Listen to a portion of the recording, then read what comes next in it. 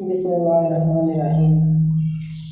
اس کی قوم کے سرداروں نے جو اپنی بڑائی کے گھمنڈ میں مبتلا تھے اس سے کہا کہ اے شعیب علیہ السلام، ہم تجھے اور ان لوگوں کو جو تیرے ساتھ ایمان لائے ہیں اپنی بستی سے نکال دیں گے، ورنہ تم لوگوں کو ہماری ملت میں واپس آنا ہوگا۔ شعیب نے جواب دیا، کیا زبردستی ہمیں پھیرا جائے گا؟ خواہ ہم راضی نہ ہوں، ہم اللہ پر جھوٹ گھڑنے والے ہوں گے اگر ہم تمہاری ملت میں پلٹ آئیں، جبکہ اللہ ہمیں اس سے نجات دے چکا ہے۔ ہمارے لیے تو اس کی طرف پلٹنا اب کسی طرح ممکن نہیں، اللہ یہ کہ خدا ہمارے رب ہی ایسا چاہے۔ ہمارے رب کا علم ہر چیز پر حاوی ہے، اسی پر ہم نے اعتماد کر لیا۔ اے رب، ہمارے اور ہماری قوم کے درمیان ٹھیک ٹھیک فیصلہ کر دے، اور تو بہتر فیصلہ کرنے والا ہے۔ اس کی قوم کے سرداروں نے جو اس کی بات ماننے سے انکار کر چکے تھے آپس میں کہا، اگر تم نے شعیب علیہ السلام کی پیروی قبول کر لی تو برباد ہو جاؤ گے۔ مگر ہوا یہ کہ ایک دہلا دینے والی آفت نے ان کو آ لیا اور وہ اپنے گھروں میں اندھے کے پڑے رہ گئے۔ جن لوگوں نے شعیب کو جھٹلایا وہ ایسے ملے کہ گویا کبھی ان کے گھروں میں بسے ہی نہ تھے۔ شعیب کے جھٹلانے والے ہی آخر کار برباد ہو کر رہے، اور شعیب یہ کہہ کر ان بستیوں سے نکل گیا کہ اے برادران قوم، میں نے اپنے رب کے پیغامات تمہیں پہنچا دیے اور تمہاری خیر خواہی کا حق ادا کر دیا۔ اب میں اس قوم پر کیسے افسوس کروں جو قبول حق سے انکار کرتی ہے۔ کبھی ایسا نہیں ہوا کہ ہم نے کسی بستی میں نبی بھیجا ہو اور اس بستی کے لوگوں کو پہلے تنگی اور سختی میں مبتلا نہ کیا ہو، اس خیال سے کہ شاید وہ عاجزی پر اتر آئے۔ پھر ہم نے ان کی بدحالی کو خوشحالی سے بدل دیا، یہاں تک کہ وہ خوب پھلے پھولے اور کہنے لگے کہ ہمارے خلاف پر بھی اچھے اور برے دن آتے ہی رہے ہیں۔ آخر کار ہم نے انہیں اچانک پکڑ لیا اور انہیں خبر تک نہ ہوئی۔ اگر بستیوں کے لوگ ایمان لاتے اور تقویٰ کی روش اختیار کرتے تو ہم ان پر آسمان اور زمین سے برکتوں کے دروازے کھول دیتے، مگر انہوں نے تو جھٹلایا، لہٰذا ہم نے اس بری کمائی کے حساب میں انہیں پکڑ لیا جو وہ سمیٹ رہے تھے۔ پھر کیا بستیوں کے لوگ اب اس سے بے خوف ہو گئے ہیں کہ ہماری گرفت کبھی اچانک ان پر رات کے وقت نہ آ جائے گی جب کہ وہ سوتے پڑے ہوں گے، یا انہیں اطمینان ہو گیا ہے کہ ہمارا مضبوط ہاتھ کبھی یکایک ان پر دن کے وقت نہ پڑے گا جب کہ وہ کھیل رہے ہوں۔ کیا یہ لوگ اللہ کی چال سے بے خوف ہیں؟ حالانکہ اللہ کی چال سے وہی قوم بے خوف ہوتی ہے جو تباہ ہونے والی ہو۔ اور کیا ان لوگوں کو جو سابق اہل زمین کے بعد زمین کے وارث ہوتے ہیں اس امر واقع میں نے کچھ سبق نہیں دیا کہ اگر ہم چاہیں تو ان کے قصوروں پر انہیں پکڑ سکتے ہیں، مگر وہ سبق آموز حقائق سے تغافل برتتے ہیں اور ہم ان کے دلوں پر مہر لگا دیتے ہیں۔ پھر وہ کچھ نہیں سنتے۔ جو یہ قومیں جن کے قصے ہم تمہیں سنا رہے ہیں تمہارے سامنے مثال میں موجود ہیں، ان کے رسول کے پاس کھلی نشانیاں لے کر آئے، مگر جس چیز کو وہ ایک دفعہ جھٹلا چکے تھے پھر اسے وہ ماننے والے نہ تھے۔ دیکھو، اس طرح ہم منکرین حق کے دلوں پر مہر لگا دیتے ہیں۔ ہم نے ان میں سے اکثر میں کوئی پاس عہد نہ پایا بلکہ اکثر کو فاسق ہی پایا۔ پھر ان قوموں کے بعد جن کا ذکر اوپر کیا گیا ہم نے موسیٰ کو اپنی نشانیوں کے ساتھ فرعون اور اس کی قوم کے سرداروں کے پاس بھیجا، مگر انہوں نے بھی ہماری نشانیوں کے ساتھ ظلم کیا۔ بس دیکھو کہ ان مفسدوں کا کیا انجام ہوا۔ موسیٰ نے کہا، اے فرعون، میں کائنات کے مالک کی طرف سے بھیجا ہوا آیا ہوں، میرا منصب یہی ہے کہ اللہ کا نام لے کر کوئی بات حق کے سوا نہ کہوں۔ میں تم لوگوں کے پاس تمہارے رب کی طرف سے صریح دلیل ماموریت لے کر آیا ہوں، لہٰذا تو بنی اسرائیل کو میرے ساتھ بھیج دے۔ فرعون نے کہا، اگر تو کوئی نشانی لایا ہے اور اپنے دعوے میں سچا ہے تو اسے پیش کر۔ موسیٰ علیہ السلام نے اپنا عصا پھینکا اور وہ یکایک ایک جیتا جاگتا اژدہا تھا۔ اس نے اپنی جیب سے ہاتھ نکالا اور وہ سب دیکھنے والوں کے سامنے وہ چمک رہا تھا۔ اس پر فرعون کی قوم کے سرداروں نے آپس میں کہا، یہ شخص بڑا ماہر جادوگر ہے، تمہاری زمین سے بے دخل کرنا چاہتا ہے، اب کہو کیا کہتے ہو۔ پھر ان سب نے فرعون کو مشورہ دیا کہ اسے اور اس کے بھائی کو انتظار میں رکھیے اور تمام شہروں کے ہر قارئ تمام شہروں میں ہرکارے بھیجے کہ ہر ماہر فن جادوگر کو آپ کے پاس لے آئے۔ چنانچہ جادوگر فرعون کے پاس آ گئے۔ انہوں نے کہا اگر ہم غالب رہے تو ہمیں اس کا صلہ تو ضرور ملے گا۔ فرعون نے جواب دیا ہاں، اور تم مقرب بارگاہ ہوگے۔ پھر انہوں نے موسیٰ علیہ السلام سے کہا تم پھینکتے ہو یا ہم پھینکیں؟ موسیٰ علیہ السلام نے جواب دیا تم ہی پھینکو۔ انہوں نے جو اپنے آنچل پھینکے تو نگاہوں کو مسحور اور دلوں کو خوفزدہ کر دیا اور بڑا ہی زبردست جادو بنا لائے۔ ہم نے موسیٰ علیہ السلام کو اشارہ کیا کہ پھینک اپنا سا۔ اس کا پھینکنا تھا کہ آن کی آن میں وہ ان کے اس جھوٹے طلسم کو نگلتا چلا گیا۔ اس طرح جو حق تھا وہ حق ثابت ہوا اور جو کچھ انہوں نے بنا رکھا تھا وہ باطل ہو کر رہ گیا۔ فرعون اور اس کے ساتھی میدان مقابلہ میں مغلوب ہوئے اور فتح مند ہونے کی بجائے الٹے ذلیل ہو گئے، اور جادوگروں کا حال یہ ہوا کہ گویا کسی چیز نے اندر سے انہیں سجدے میں گرا دیا۔ کہنے لگے ہم نے مان لیا رب العالمین کو، اس رب کو جسے موسیٰ اور ہارون مانتے ہیں۔ فرعون نے کہا تم اس پر ایمان لے آئے قبل اس کے کہ میں تمہیں اجازت دوں؟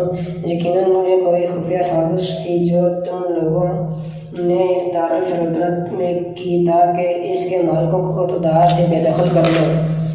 اچھا، تو اس کا نتیجہ اب تمہیں معلوم ہو جاتا ہے۔ میں تمہارے ہاتھ پاؤں مخالف سمتوں سے کٹوا دوں گا اور اس کے بعد تم سب کو سولی پر چڑھاؤں گا۔ انہوں نے جواب دیا بہرحال ہمیں پلٹنا اپنے رب ہی کی طرف ہے، تو جس بات پر ہم سے انتقام لینا چاہتا ہے وہ اس کے سوا کچھ نہیں کہ ہمارے رب کی نشانیاں ہمارے سامنے آ گئیں تو ہم نے انہیں مان لیا۔ اے رب ہم پر صبر کا فیضان کر اور ہمیں دنیا سے اٹھا اور تو اس حال میں کہ ہم تیرے فرمانبردار ہوں۔ فرعون سے اس کی قوم کے سرداروں نے کہا کیا تو موسیٰ علیہ السلام اور اس کی قوم کو یوں ہی چھوڑ دے گا کہ ملک میں فساد پھیلائیں اور وہ تیری اور تیرے معبودوں کی بندگی چھوڑ بیٹھے؟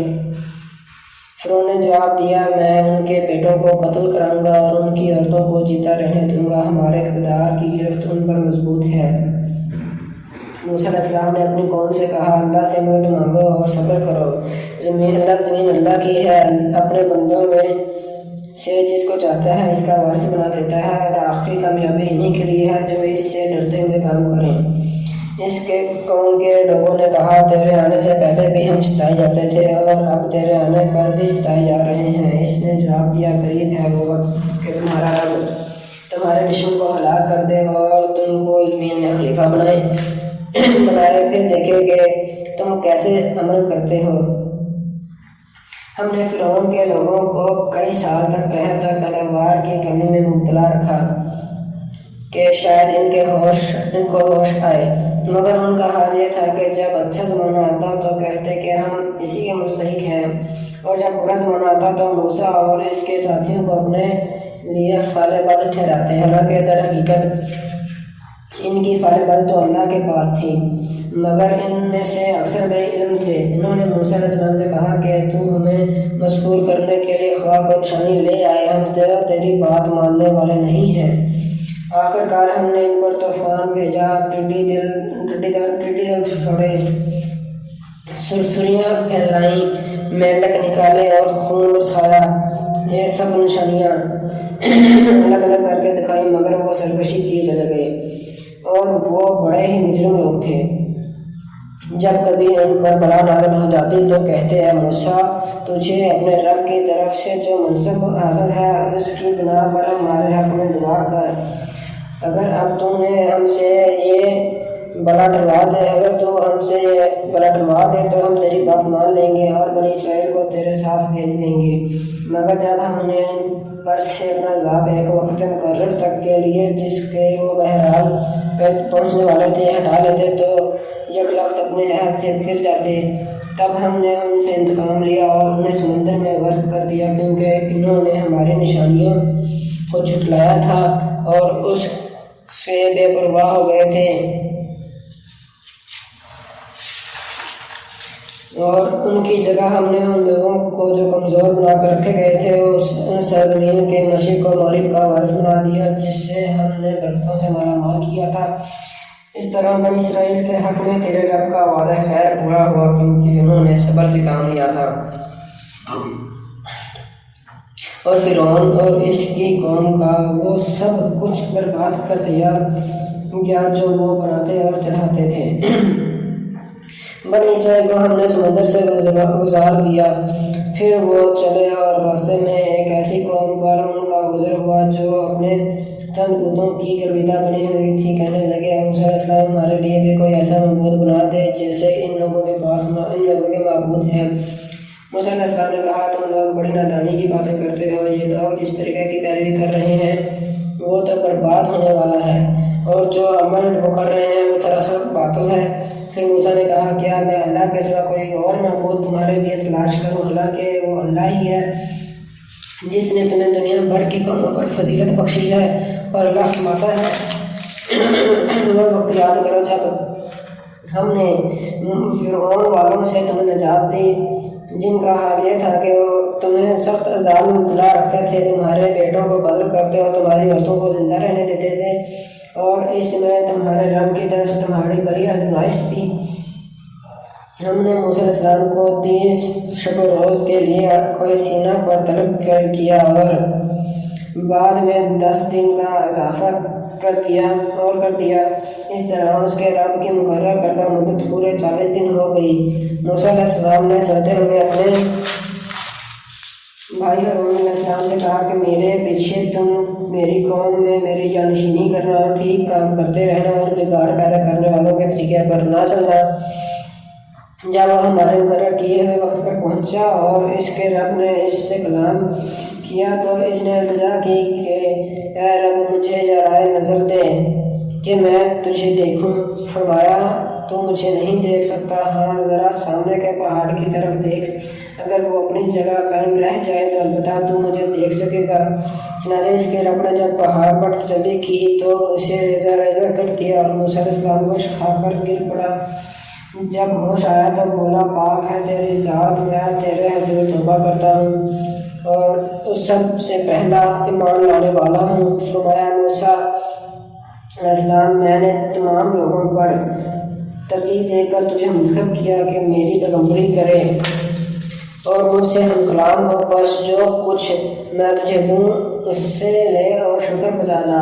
اس کے بعد ہم نے موسیٰ علیہ السلام کو ہر شعبہ زندگی کے متعلق نصیحت اور ہر پہلو کے متعلق واضح ہدایت تختیوں پر لکھ کر دے دی اور اس سے کہا، ان ہدایات کو مضبوط ہاتھوں سے سنبھال اور اپنی قوم کو حکم دے کہ ان کے بہتر مفہوم کی پیروی کریں۔ قریب میں تمہیں فاسقوں کے گھر دکھاؤں گا، میں اپنی نشانیوں میں سے ان لوگوں کی نگاہیں پھیر دوں گا جو بغیر کسی حق کے زمین میں بڑے بنتے ہیں۔ خواہ کی نشانی دیکھ لے کبھی اس پر ایمان نہ لائیں گے۔ اگر سیدھا راستہ ان کے سامنے آئے تو اسے اختیار نہ کریں گے، اور اگر ٹیڑھا راستہ نظر آئے تو اس پر چل پڑیں گے، اس لیے کہ انہوں نے ہماری نشانی کو جھٹلایا اور ان سے بے پرواہی کرتے رہے۔ ہماری نشانیوں کو جس کسی نے جھٹلایا اور آخرت کی پیشی کا انکار کیا اور اس کے سارے اعمال ضائع ہو گئے، کیا لوگ اس کے سوا کچھ اور جزا پا سکتے ہیں کہ جیسا کریں ویسا کریں؟ موسیٰ علیہ السلام کے پیچھے اس کی قوم کے لوگوں نے اپنے زیوروں سے ایک بچھڑے کا پتلا بنا لیا جس میں سے بیل کی سی آواز نکلتی تھی۔ کیا انہیں نظر نہ آتا تھا کہ وہ نہ ان سے بولتا ہے نہ کسی معاملے میں ان کی رہنمائی کرتا ہے، مگر پھر بھی انہوں نے اسے معبود بنا لیا اور وہ سخت ظالم تھے۔ پھر جب ان کی فریب خوردگی کا طلسم ٹوٹ گیا اور انہوں نے دیکھ لیا کہ در حقیقت وہ گمراہ ہو گئے ہیں تو کہنے لگے کہ اگر ہمارے رب نے ہم پر رحم نہ فرمایا اور ہم سے درگزر نہ کیا تو ہم برباد ہو جائیں گے۔ ادھر سے موسیٰ علیہ السلام غصے اور رنج میں بھرا ہوا اپنی قوم کی طرف پلٹا۔ آتے ہی اس نے کہا، بہت بری جانشینی کی تم لوگوں نے میرے بعد، کیا تم سے اتنا صبر نہ ہوا کہ اپنے رب کے حکم کا انتظار کر لیتے اور تختیاں پھینک دیں اور اپنے بھائی ہارون کے سر کے بال پکڑ کر اسے کھینچا؟ ہارون نے کہا، ہے میری ماں کے بیٹے، ان لوگوں نے مجھے دبا لیا اور قریب تھا کہ مجھے مار ڈالتے، بس تو دشمنوں کو مجھ پر ہنسنے کا موقع نہ دے اور اس ظالم گروہ کے ساتھ مجھے نہ شامل کر۔ تب موسیٰ علیہ السلام نے کہا، اے رب، مجھے اور میرے بھائی کو معاف کر اور ہمیں اپنی رحمت میں داخل فرما، تو سب سے بڑھ کر رحیم ہے۔ جواب میں ارشاد ہوا کہ جن لوگوں نے بچڑے کو معبود بنایا وہ ضرور اپنے رب کے غضب میں گرفتار ہو کر رہیں گے اور دنیا کی زندگی میں ذلیل ہوں گے۔ جھوٹ گھڑنے والوں کو ہم ایسی ہی سزا دیتے ہیں، اور جو لوگ برے عمل کریں پھر توبہ کر لیں اور مان لے آئے تو یقیناً اس توبہ اور ایمان کے بعد تیرا رب درگزر اور رحم فرمانے والا ہے۔ پھر جب موسیٰ کا غصہ ٹھنڈا ہوا تو اس نے وہ تختیں اٹھا لی جن کی تحریر میں ہدایت اور رحمت تھی ان لوگوں کے لیے جو اپنے رب سے ڈرتے ہیں، اور اس نے اپنی قوم کے 70 آدمیوں کو منتخب کیا تاکہ وہ اس کے ساتھ ہمارے مقرر کیے ہوئے وقت پر حاضر ہوں۔ جب ان لوگوں کو ایک سخت زلزلے نے آ پکڑا تو موسیٰ نے عرض کیا، اے میرے سرکار، آپ چاہتے تو پہلے ہی ان کو اور مجھے ہلاک کر سکتے تھے۔ کیا آپ اس قصور میں جو ہم میں سے چند نادانوں نے کیا تھا ہم سب کو ہلاک کر دیں گے؟ یہ تو آپ کی ڈالی ہوئی ایک آزمائش تھی جس کے ذریعے سے آپ جسے چاہتے ہیں گمراہی میں مبتلا کر دیتے ہیں اور جسے چاہتے ہیں ہدایت بخش دیتے ہیں۔ ہمارے سرپرست تو آپ ہی ہیں، بس ہمیں معاف کر دیجیے اور ہم پر رحم فرمائیے۔ آپ سے بڑھ کر معاف کرنے والا فرمانے والا نہیں ہے، آپ سب سے بڑھ کر معاف کرنے والے ہیں۔ اور ہمارے لیے اس دنیا کی بھلائی بھی لکھ دیجیے اور آخرت کی بھلائی بھی۔ ہم نے آپ کی طرف رجوع کر لیا۔ جواب میں ارشاد ہوا، سزا تو میں جسے چاہتا ہوں دیتا ہوں، مگر میری رحمت ہر چیز پر چھائی ہوئی ہے، اور اسے میں ان لوگوں کے حق میں لکھوں گا جو نافرمانی سے پرہیز کریں گے، زکوٰۃ دیں گے اور میری آیات پر ایمان لائیں گے۔ بس آج رحمت ان لوگوں کا حصہ ہے جو اس پیغمبر نبی امی کی پیروی اختیار کریں جس کا ذکر انہیں اپنے ہاں توریت اور انجیل میں لکھا ہوا ملتا ہے۔ وہ انہیں نیکی کا حکم دیتا ہے، بدی سے روکتا ہے، ان کے لیے پاک چیزیں حلال اور ناپاک چیزیں حرام کرتا ہے، اور ان پر سے وہ بوجھ اتارتا ہے جو ان پر لدے ہوئے تھے، اور وہ بندشیں کھولتا ہے جن میں وہ جکڑے ہوئے تھے۔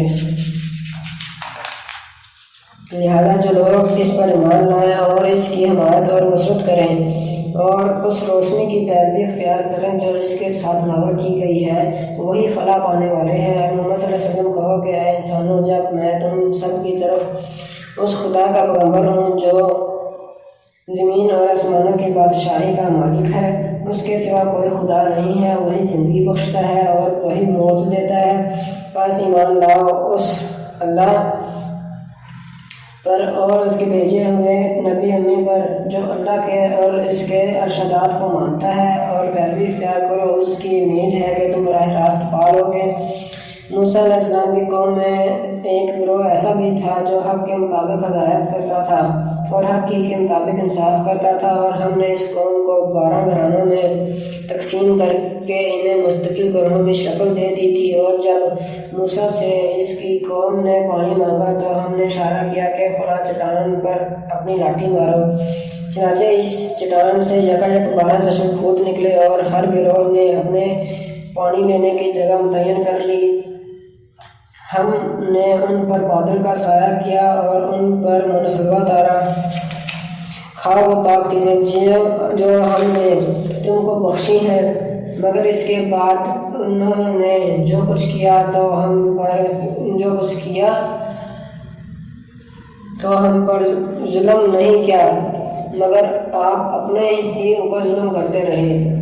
یاد کرو وہ وقت جب ان سے کہا گیا تھا کہ اس بستی میں جا کر بس جاؤ اور اس کی پیداوار سے اپنے حسب منشار روزی حاصل کرو، اور ہتتن کہتے جاؤ، شہر کے دروازے میں سجدہ ریز ہوتے ہوئے داخل ہو، ہم تمہاری خطائیں معاف کر دیں گے اور نیک رویہ رکھنے والوں کو مزید فضل سے نوازیں گے۔ مگر جو لوگ ان میں سے ظالم تھے انہوں نے اس بات کو جو ان سے کی گئی تھی بدل ڈالا، اور نتیجہ یہ ہوا کہ ہم نے ان کے ظلم کی پاداش میں ان پر آسمان سے عذاب بھیج دیا۔ اور ذرا ان سے اس بستی کا حال بھی پوچھو جو سمندر کے کنارے واقع تھی، انہیں یاد لاؤ وہ واقعہ کہ وہاں کے لوگ سبت ہفتہ کا دن احکام الہی کی خلاف ورزی کرتے تھے، اور جن کے مچھلیاں سبت ہی کے دن ابھر کر سطح پر ان کے سامنے آتی تھیں اور سبت کے سوا باقی دنوں میں نہیں آتی تھیں۔ یہ اس لیے ہوتا تھا کہ ہم ان کی نافرمانیوں کی وجہ سے ان کو آزمائش میں ڈال رہے تھے۔ اور انہیں یہ بھی یاد لاؤ کہ جب ان میں سے ایک گروہ نے دوسرے گروہ سے کہا تھا کہ تم ایسے لوگوں کو کیوں نصیحت کرتے ہو جنہیں اللہ ہلاک کرنے والا یا سخت سزا دینے والا ہے؟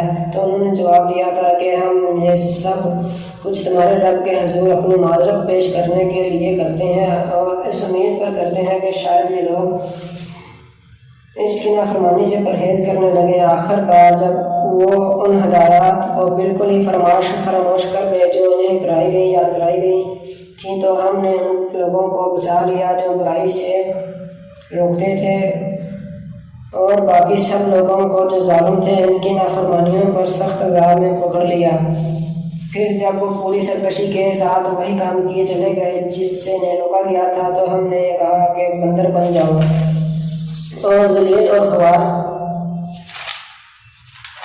ہو جاؤ، اور یاد کرو جب تمہارے رب نے اعلان کر دیا کہ وہ قیامت تک برابر ایسے لوگ بنی اسرائیل پر مسلط کرتا رہے گا جو ان کو بدترین عذاب دیں گے۔ یقیناً تمہارا رب سزا دینے میں تیز دست ہے، اور وہ یقیناً وہ درگزر اور رحم سے بھی کام لینے والا ہے۔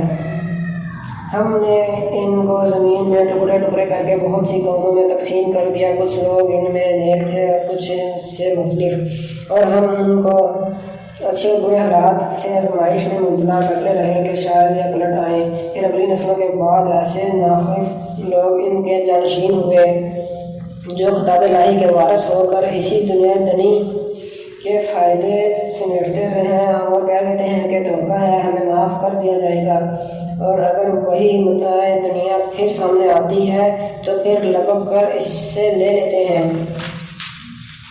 کیا ان سے کتاب کا عہد نہیں لیا جا چکا ہے کہ اللہ کے نام پر وہی بات کہیں جو حق ہو؟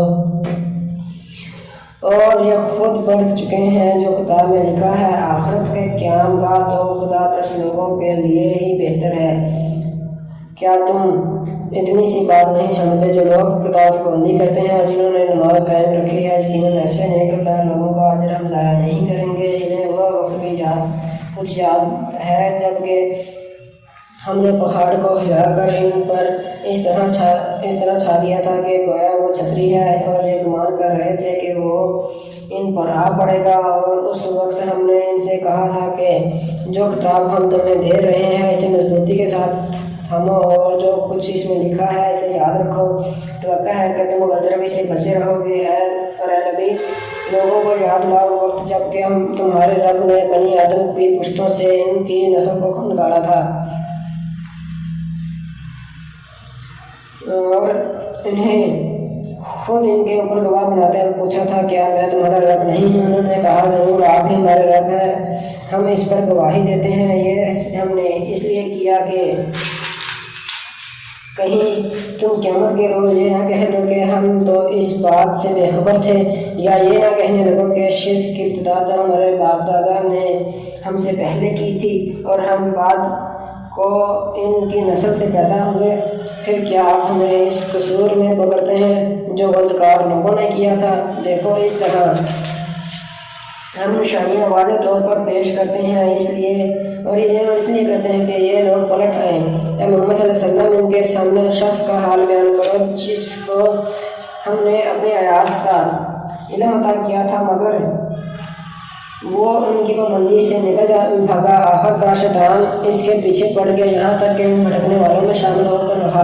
اگر ہم چاہتے تو اسے ان آیتوں کے ذریعے سے بلندی عطا کرتے، مگر وہ تو زمین ہی کی طرف جھک کر رہ گیا اور اپنی خواہش نفس ہی کے پیچھے پڑا رہا، لہٰذا اس کی حالت کتے کسی ہو گئی کہ تم اس پر حملہ کرو تب بھی زبان لٹکائے رہے اور اسے چھوڑ دو تب بھی زبان لٹکائے رہے۔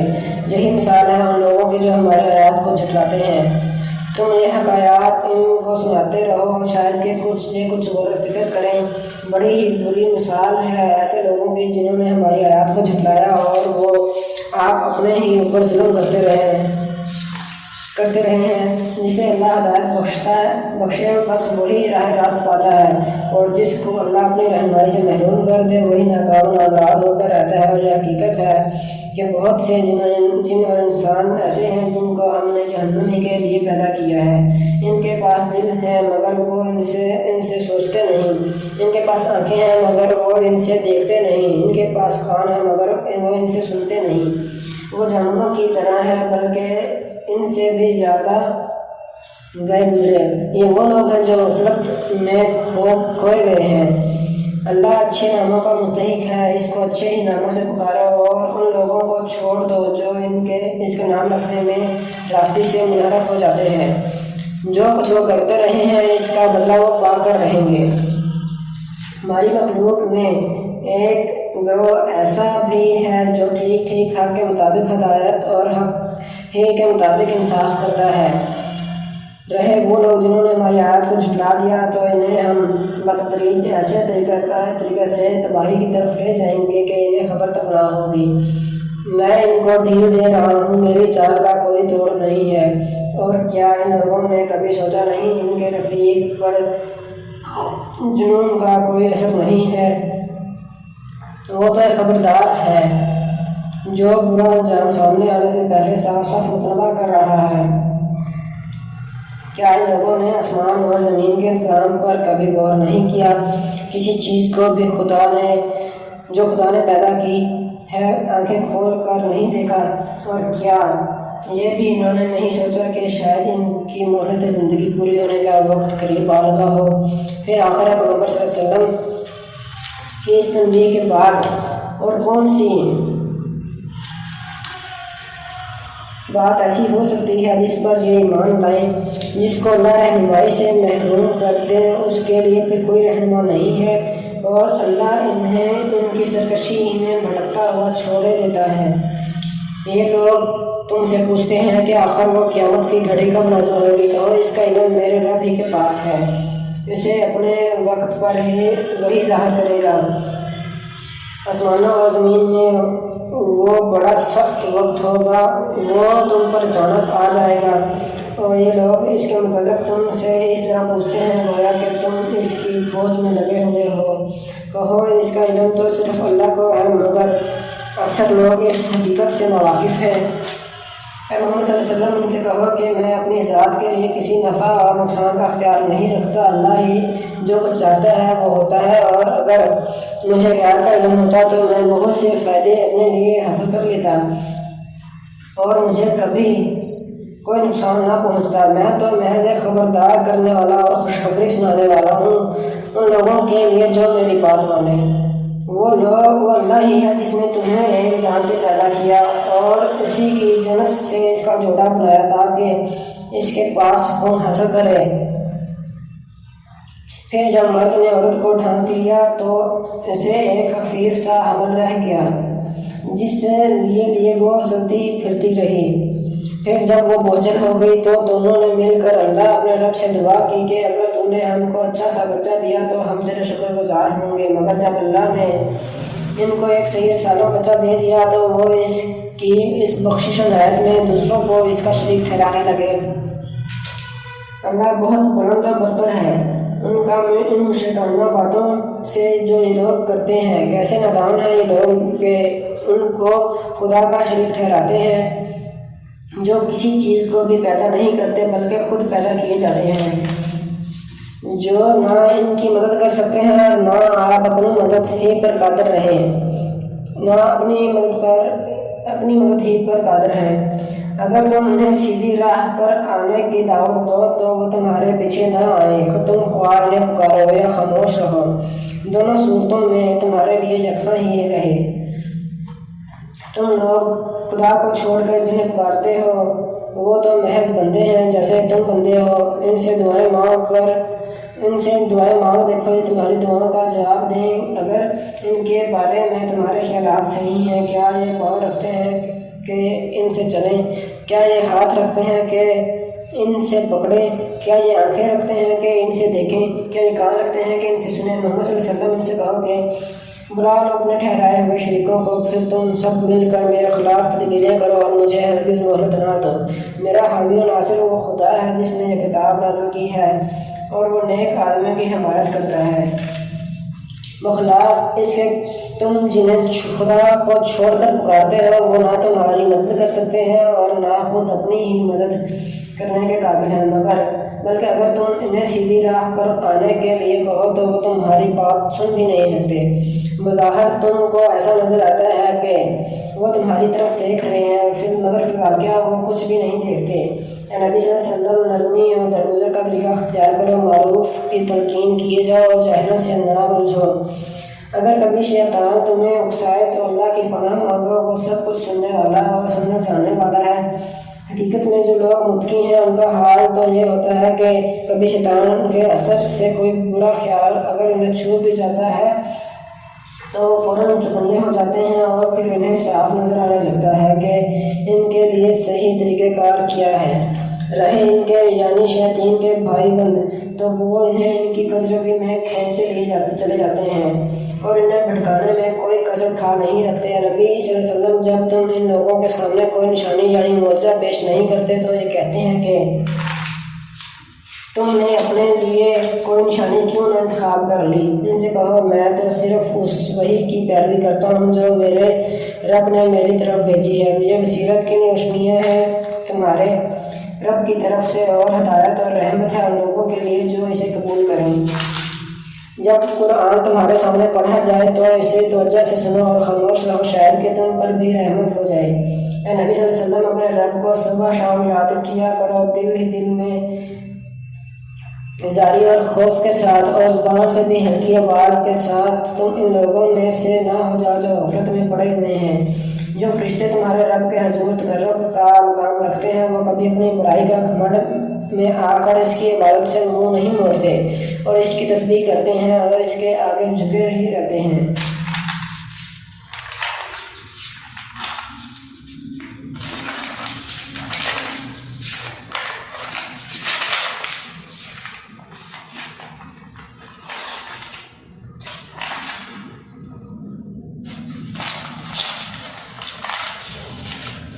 الانفال۔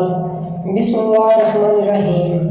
تم سے انفال کے متعلق پوچھتے ہیں، کہو یہ انفال تو اللہ اور اس کے رسول صلی اللہ علیہ وسلم کے ہیں، بس تم لوگ اللہ سے ڈرو اور آپس کے تعلقات درست کرو اور اللہ اور اس کے رسول صلی اللہ علیہ وسلم کی اطاعت کرو اگر تم مومن ہو۔ سچے اہل ایمان تو وہ لوگ ہیں جن کے دل اللہ کا ذکر سن کر لرز جاتے ہیں اور جب اللہ کی آیات ان کے سامنے پڑھی جاتی ہیں تو ان کا ایمان بڑھ جاتا ہے اور وہ اپنے رب پر اعتماد رکھتے ہیں، جو نماز قائم کرتے ہیں اور جو کچھ ہم نے ان کو دیا ہے اس میں سے ہماری راہ میں خرچ کرتے ہیں۔ ایسے ہی لوگ حقیقی مومن ہیں۔ ان کے لیے ان کے رب کے پاس بڑے درجے ہیں، قصوروں سے درگزر ہے اور بہترین رزق ہے۔ اس مال غنیمت کے معاملے میں بھی ویسی ہی صورت پیش آ رہی ہے جیسی اس وقت پیش آئی تھی جب کہ تیرا رب تجھے حق کے ساتھ تیرے گھر سے نکال لایا تھا اور مومنوں میں سے ایک گروہ کو یہ سخت ناگوار تھا اور وہ اس کے حق کے معاملے میں تجھ سے جھگڑ رہے تھے، حالانکہ وہ صاف صاف نمایاں ہو چکا تھا۔ ان کا حال یہ تھا کہ گویا وہ آنکھوں دیکھے موت کی طرف ہانکے جا رہے ہیں۔ یاد کرو وہ موقع جب کہ اللہ تم سے وعدہ کر رہا تھا کہ دونوں گروہوں میں سے ایک تمہیں مل جائے گا، تم چاہتے تھے کہ کمزور گروہ تمہیں ملے، مگر اللہ کا ارادہ یہ تھا کہ اپنے ارشادات سے حق کو حق کر دکھائے اور کافروں کی جڑ کاٹ دے تاکہ حق حق ہو کر رہے اور باطل باطل ہو کر رہ جائے، خواہ مجرموں کوئی کتنا ہی ناگوار ہو۔ اور وہ موقع جب کہ تم اپنے رب سے فریاد کر رہے تھے، جواب میں اس نے فرمایا کہ میں تمہاری مدد کے لیے پے در پے 1000 فرشتے بھیج رہا ہوں۔ یہ بات اللہ نے تمہیں صرف اس لیے بتا دی کہ تمہیں خوشخبری ہو اور تمہارے دل اس سے مطمئن ہو جائیں، اور ورنہ مدد تو جب بھی ہوتی ہے اللہ ہی کی طرف سے ہوتی ہے، یقیناً اللہ زبردست اور دانا ہے۔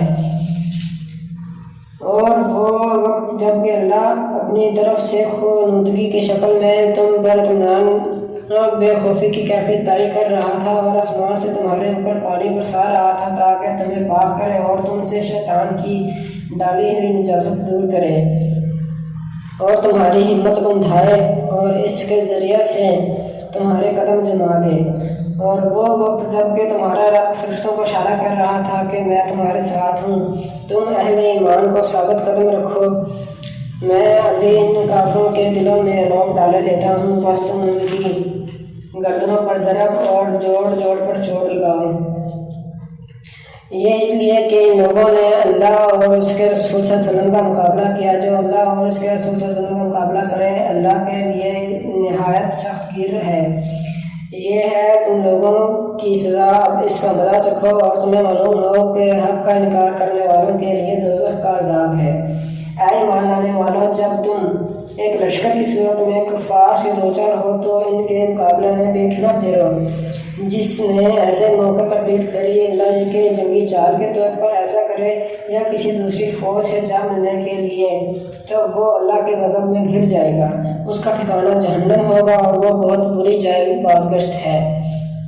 بس حقیقت یہ ہے کہ تم نے انہیں قتل نہیں کیا بلکہ اللہ نے ان کو قتل کیا، اور تو نے نہیں پھینکا بلکہ اللہ نے پھینکا، اور مومنوں کے ہاتھ جو اس کام میں استعمال کیے گئے تو یہ اس لیے تھا کہ اللہ مومنوں کو ایک بہترین آزمائش سے کامیابی کے ساتھ گزار دے۔ یقیناً اللہ سننے اور جاننے والا ہے۔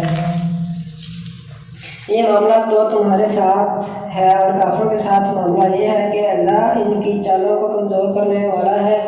ان کافروں سے کہہ دو اگر تم فیصلہ چاہتے تھے تو لو، فیصلہ تمہارے سامنے آ گیا، بعض آ جاؤ تو تمہارے ہی لیے بہتر ہے، ورنہ پھر پلٹ کر اسی حماقت کا ادا کرو گے تو ہم بھی اسی سزا کا ادا کریں گے، اور تمہاری جمعیت خواہ وہ کتنی ہی زیادہ ہو تمہارے کچھ کام نہ آ سکے گی، اللہ مومنوں کے ساتھ ہے۔